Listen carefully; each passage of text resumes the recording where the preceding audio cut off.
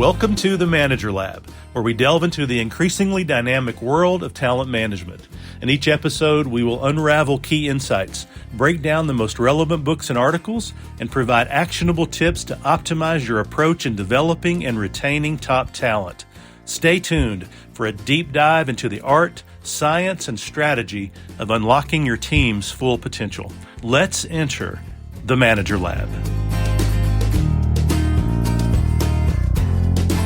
Welcome back to the Manager Lab. Today, we're tackling a challenge almost every manager eventually faces.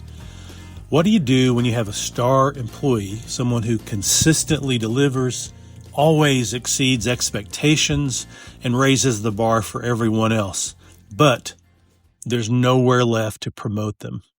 This situation is more common than we think, especially in flatter organizations, specialized roles, or teams with limited upward mobility. And mishandling it can lead to disengagement, resentment, or losing your best talent altogether. So this episode is based on the Harvard Business Review article, When There's Nowhere to Promote a Star Employee. It's by Rebecca Knight. We'll break down the key ideas and, more importantly, what managers can actually do when promotions aren't an option. So what's the core problem?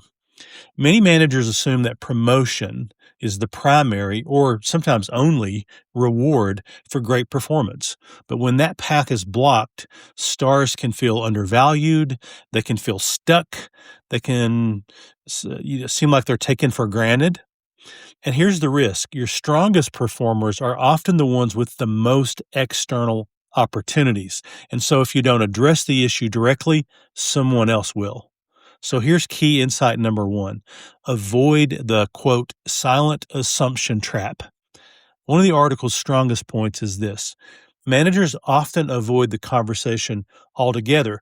They assume they know promotions are limited. They assume the person is happy doing great work. They assume that, well, I'll just deal with it if they bring it up. But silence creates its own narrative, as you know. It's called pothole theory. If there's a hole, humans have to fill that hole up, and they usually fill it up with negativity or something that's not true. It's usually not a good substance that they're filling the pothole up with. So the manager takeaway here is that if you don't talk openly about growth constraints, your employee will fill in the gaps themselves, and often assuming that the organization doesn't value them. So the tip here is to really schedule or make sure that you have this kind of transparent career conversation. Acknowledge their performance explicitly. Let them know how much they are valued on your team and in the organization. Name the reality of limited promotional paths and reinforce that their growth still matters to you and that you'll look for every opportunity to provide that for them. So here's an example that the article gives. Look, you've been doing exceptional work, and I want to be honest, there isn't a traditional promotion available right now. That doesn't mean your growth stops, and I want us to design what growth looks like together. So that's just an example of how you might bring up that conversation. Okay, key insight number two is to redefine growth beyond title changes. So the article emphasizes that growth does not equal promotion, but many organizations fail to make that distinction clear or meaningful because growth can include an increased scope of activity, more complex problems that you give this person, a greater autonomy to make more decisions, more visibility and influence. Maybe you get them involved at a more regional or divisional level. For high performers, challenge and mastery often matter more than hierarchy anyway. So the manager takeaway here is that if the role stays the same on paper, the experience of that role can evolve and really must evolve for your star performers. The actionable tip here is that you as a manager should offer role enrichment, such as these examples from the article, leading maybe a high-impact initiative or a pilot program, representing the team in cross-functional forums, acting as a mentor or a subject matter expert across the organization, owning strategic decisions, not just the execution of those decisions. So as a manager, Ask, what kind of work stretches you right now? What problems do you want to be known for solving? And that can lead you into better and deeper discussions about growth opportunities for your star performer. Key insight number 3, pay attention to recognition and rewards. Most companies are not good at this. And when promotions aren't available, recognition becomes even more critical. Star employees notice when their effort becomes, quote, expected instead of appreciated. Others benefit from their work without acknowledgement. So make sure that when you see their impact reaching out, branching out into the organization, make sure you recognize that.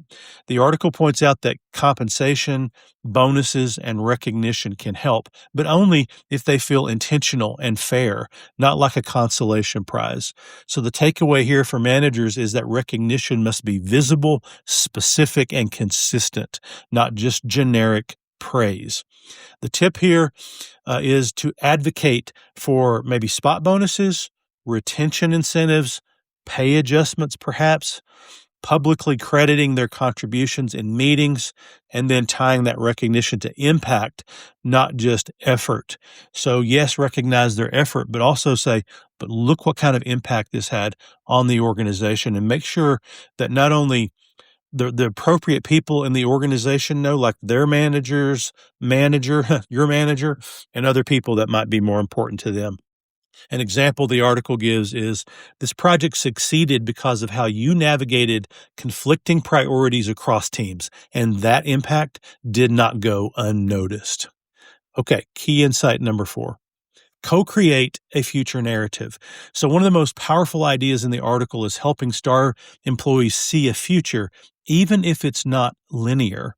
That future might include a lateral move that broadens their skills, temporary assignments, or other sort of temporary roles, preparing for a role that doesn't even exist yet.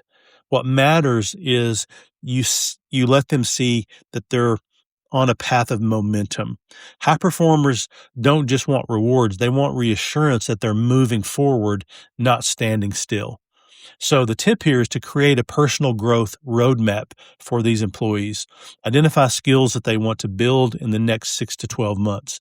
Connect them then to stretch experiences that help them build those skills, and then revisit that plan ever so often, at least quarterly. And the article says to use this kind of language. Even if the title doesn't change this year, here's how your capabilities and influence will. And then finally, key insight number 5, be honest, even if it's uncomfortable. The article also acknowledges a tough truth. Sometimes a star employee will eventually need to leave to grow further. Avoiding that reality doesn't help anyone. So the takeaway here is supporting someone's long-term career, even if it leads elsewhere.